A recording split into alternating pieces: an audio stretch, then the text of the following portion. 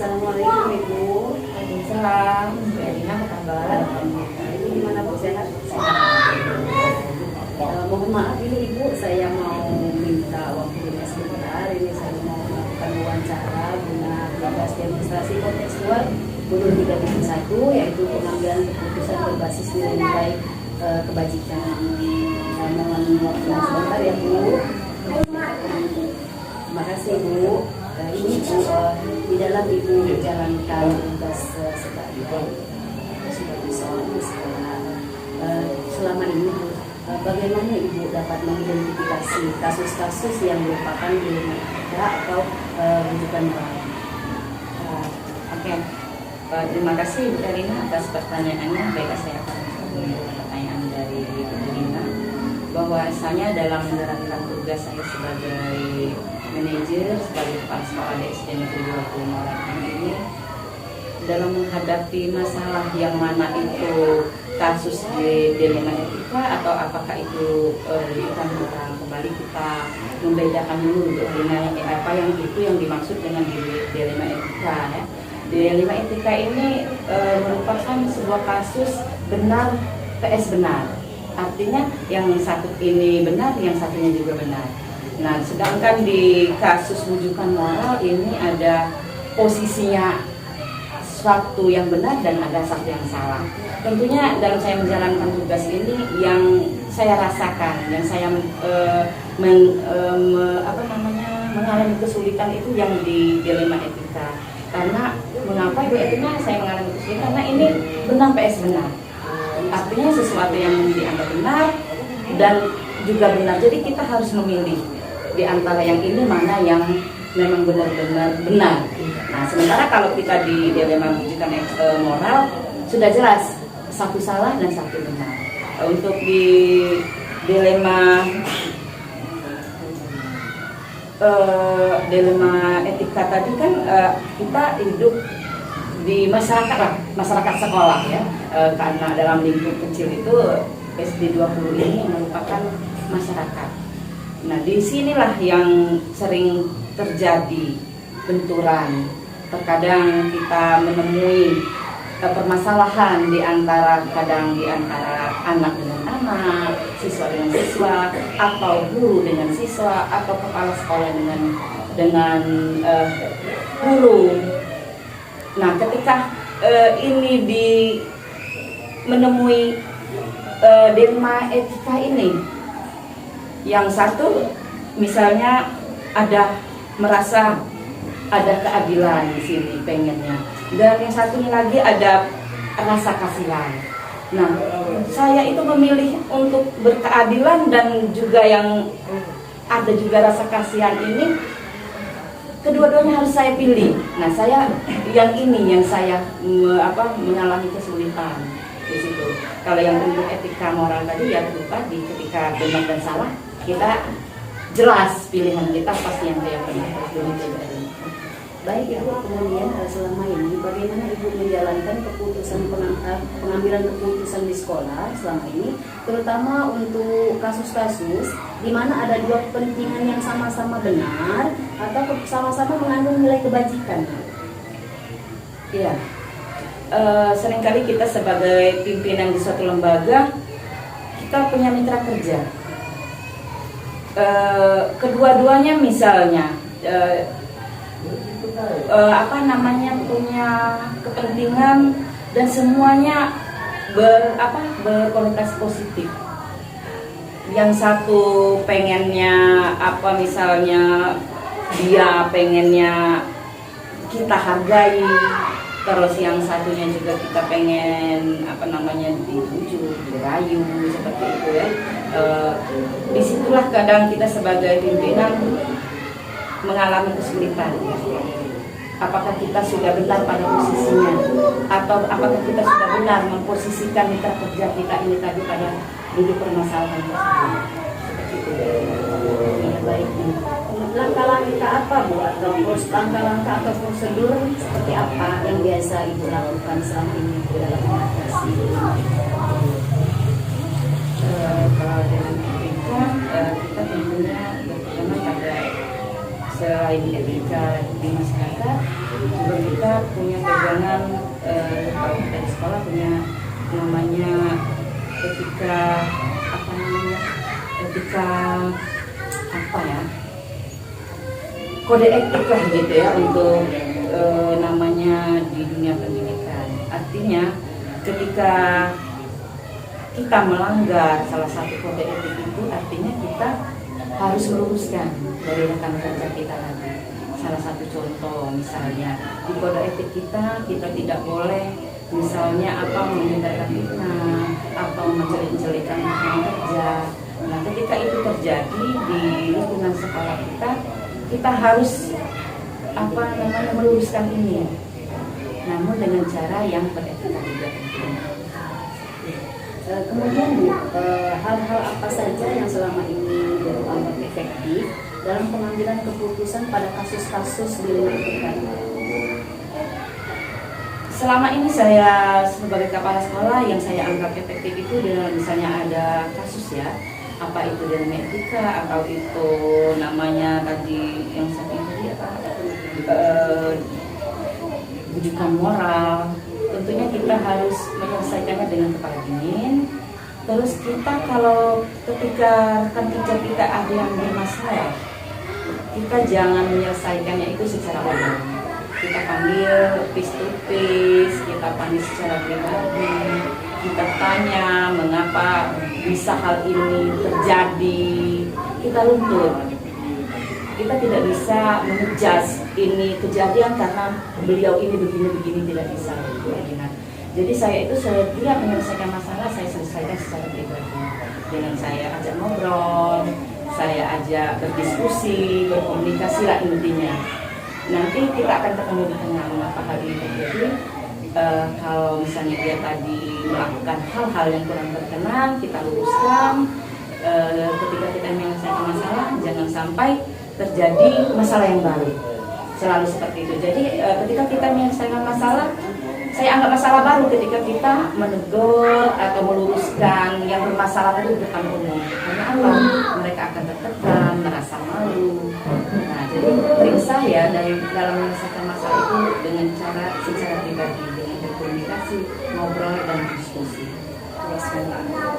Selanjutnya Bu, hal-hal apa saja yang selama ini merupakan tantangan dalam pengambilan keputusan pada kasus-kasus di lingkungan? Kalau tantangan itu pasti ada gitu, karena setiap mau itu masalah besar, mau itu masalah kecil. Tantangannya kadang ketika rekan kerja kita bermasalah atau siswa kita bermasalah, belum tentu mereka menerima positif apa-apa yang kita sudah sampaikan. Terkadang kita maksudnya begini, terimanya begini, Bu Erna. Itu yang mesti kita satu persepsi. Jangan sampai ada miskomunikasi. Mau kita menyelesaikan masalah, ternyata malah menambah masalah. Nah, jadi untuk menyelesaikan ini kita otomatis namanya itu menggali sesuatu. Jadi kita tidak mengejas, terus masalah benar salah itu kita singkirkan dulu. Yang jelas masalah ini harus kita luruskan dan kita selesaikan. Seperti itu.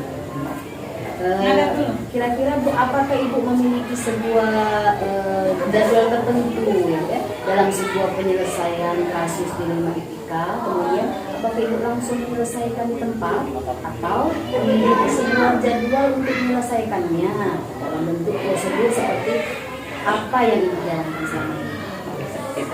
Ini pertanyaan bagus Ibu Erlina. Kalau saya itu orang spontan, begitu ada masalah saya pengennya tidak menunda-nunda untuk menyelesaikannya. Ketika saya ada masalah hari ini, kalau bisa saya tetap hari ini menyelesaikan. Kalau bisa, kalaupun harus diselesaikan besok, dengan secepatnya saya jadwalkan untuk menyelesaikan masalah ini. Misalnya Ibu Erlina, ketika ada permasalahan antara Dewan Guru dengan Dewan Guru, saya akan segera memanggil mereka untuk menanyakan dulu persoalan yang sebenarnya itu seperti apa. Dan kemudian saya akan mendengar kedua belah pihak. Kemudian saya duduk di tengah, mereka bicara maunya yang A gimana, maunya B apa permasalahannya. Kemudian kita selesaikan secara kekeluargaan seperti itu. kemudian juga kalau ada permasalahan di antara dewan guru dengan wali murid, atau wali murid dengan wali murid, atau siswa dengan siswa, saya itu orangnya spontan, saya tidak mau menunda-nunda pekerjaan. Jadi saya tidak ada jadwal tertentu. Kalau ada masalah ini seminggu lagi saya jadwalkan, tidak. Karena begitu ada masalah, saya akan segera menyelesaikan. Ya, cepat clear ya.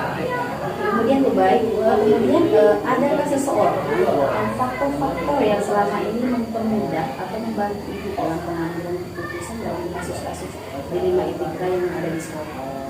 Oke, Ibu Erina, saya ini kan sebagai kepala sekolah, sebagai manajer, saya itu pasti punya tim.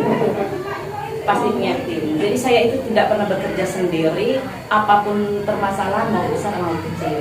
Saya akan melibatkan pihak ketiga, walaupun nantinya keputusan ada berada di tangan saya. Jadi saya akan meminta pendapat orang lain, masukan, baik itu dari guru yang junior, guru senior, pemuka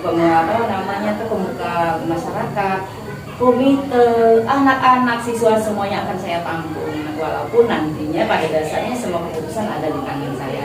Jadi saya itu dalam menyelesaikan masalah itu selalu selain to the point, saya itu terbuka dan menerima masukan-masukan dari pihak lain.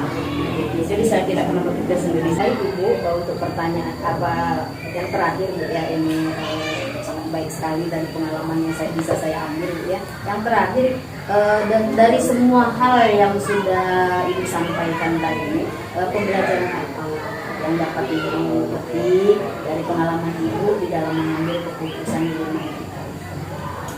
Terima kasih Bu Erina, pertanyaannya seperti saya jelaskan di awal tadi, Bu Erina, bahwa untuk pengambilan keputusan menyelesaikan masalah di mereka ini kan susah, karena tadi baik PS baik.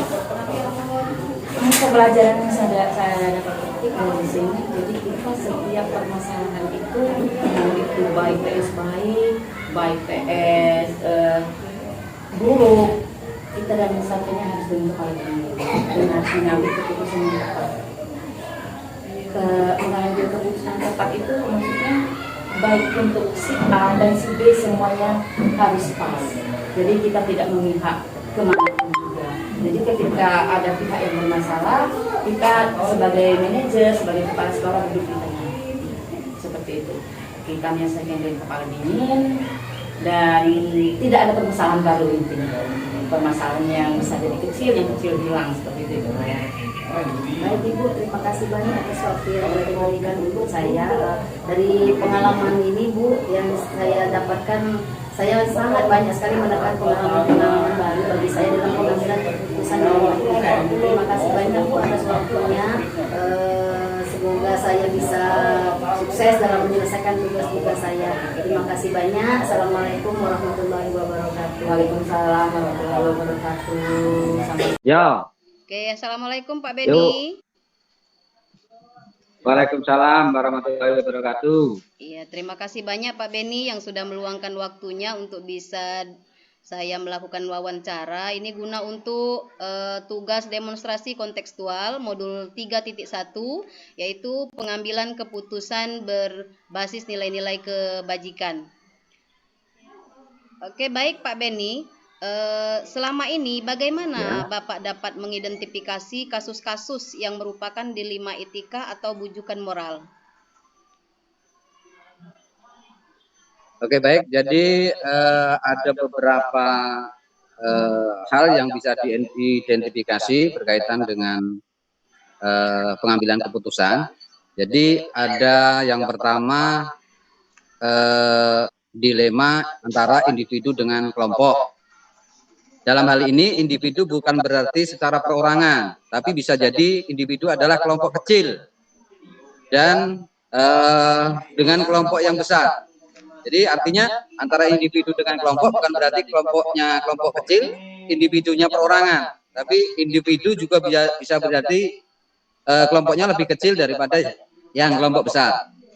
Yang kedua bisa juga karena berdasarkan rasa keadilan atau mungkin rasa rasa kasihan.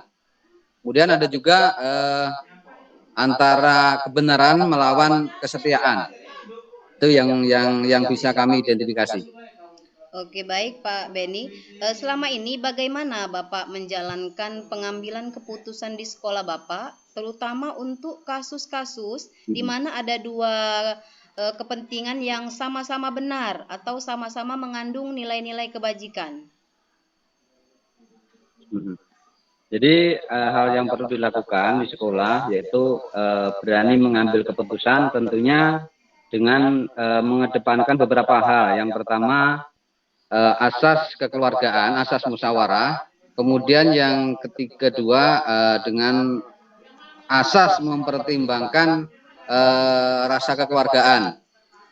Kemudian juga ada satu aspek lagi, harus berani mengambil risiko dengan apa yang terjadi dengan keputusan yang kita ambil. Artinya bisa terjadi nanti ada pro dan kontra. Tapi kita sebagai pimpinan ya harus tegas mengambil keputusan.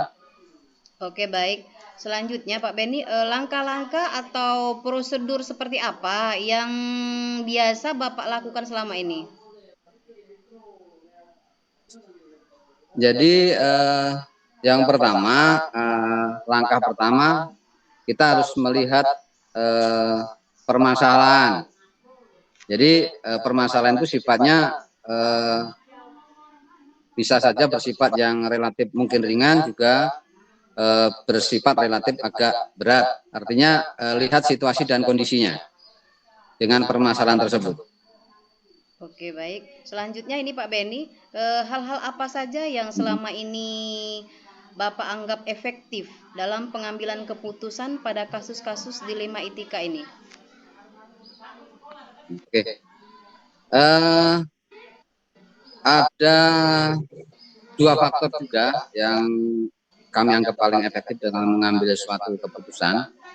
Yang pertama, adanya permasalahan itu bisa kita selesaikan dua arah.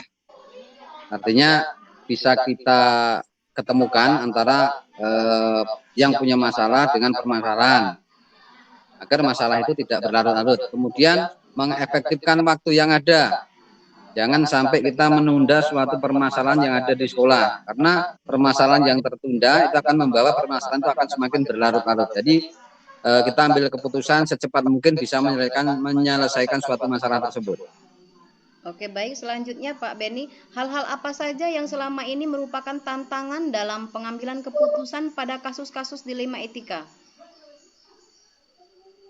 Nah, ini yang sering terjadi di lapangan bisa jadi seperti itu. Jadi keputusan itu di akhirnya pasti ada suatu dilema. Artinya kepala sekolah memang harus punya tantangan untuk menghadapi hal tersebut. Yang pertama, seperti sudah saya sampaikan di awal, bahwasanya suatu keputusan itu pasti ada pro dan kontra. Artinya ada yang bisa menerima, ada yang tidak bisa menerima. Tinggal kita sebagai kepala sekolah bisa sebijak mungkin serta bertanggung jawab dalam mengambil keputusan itu. Artinya ada mungkin dua pihak yang tidak sama-sama dirugikan. Jadi kita harus bersifat adil dalam mengambil keputusan. Oke, adil ya Pak Beni ya. Kemudian Pak Beni, apakah Bapak memiliki sebuah tata kala atau jadwal tertentu dalam sebuah penyelesaian kasus dilema etika ini? Kemudian apakah Bapak langsung menyelesaikan di tempat seandainya terjadi dilema tadi, atau memiliki sebuah jadwal untuk menyelesaikannya? Kemudian bentuk atau prosedur seperti apa yang selama ini Bapak lakukan? Oke, terima kasih. Jadi untuk menyelesaikan suatu permasalahan, maka kita akan melihat duduk permasalahan dulu. Kalau permasalahan itu yang terjadi sifatnya memang harus membutuhkan jadwal atau waktu tertentu, maka kita akan memilih waktu yang tepat. Tapi jika suatu permasalahan itu kita anggap bisa diselesaikan pada waktu itu dan di tempat itu tidak ada salahnya juga kita bisa menyelesaikan saat itu juga. Tapi seperti di awal tadi, kalau permasalahan memang membutuhkan waktu, dikira permasalahan itu melibatkan lingkupnya lebih luas, lebih banyak, ya kita akan mencari waktu yang baik. Artinya waktu yang luang, dan yang penting waktunya tidak terlalu lama. Artinya apa? Yang punya permasalahan juga tidak menyimpan suatu permasalahan terlalu lama, ya, sehingga kalau masalah bisa diselesaikan di awal atau lebih cepat, maka masalah akan cepat selesai atau clear. Oh, segera menyelesaikan maksudnya Pak ya. Oke, kemudian Iya, selanjutnya, iya. adakah seseorang atau faktor-faktor yang selama ini mempermudah atau membantu Bapak dalam pengambilan keputusan dalam kasus-kasus dilema etika ini? Tentunya ada. Yang jelas pertama kalau suatu permasalahan terjadi di sekolah, kita ada rekan kerja di sekolah, mungkin bisa melibatkan bapak guru yang lain yang tidak ada masalah. Kita tidak bisa berdiri sendiri di situ. Kita juga butuh masukan dari rekan kerja, kawan-kawan guru dengan suatu permasalahan. Artinya kita mungkin akan berdiskusi terlebih dahulu sebelum kita menyelesaikan masalah. Artinya guru yang lain juga ikut berperan dalam membantu menyelesaikan suatu masalah tersebut. Jadi intinya tidak bisa sendiri ya Pak ya. Oke, yang terakhir ini pertanyaannya Pak Beni, dari semua hal yang telah Bapak sampaikan tadi, pembelajaran apa yang dapat Bapak petik dari pengalaman Bapak dalam mengambil keputusan dilema etika ini?